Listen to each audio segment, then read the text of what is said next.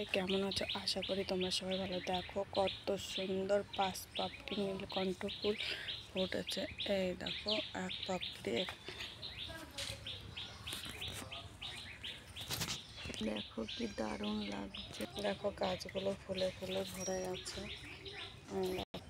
দেখো এই যে ওই দেখো দেখেছ, আর এখানে তো এই ফুলের তুলনাই হয় না। দেখো কত সুন্দরভাবে ফুটেছে ফুল, নীলকণ্ঠ ফুলগুলো।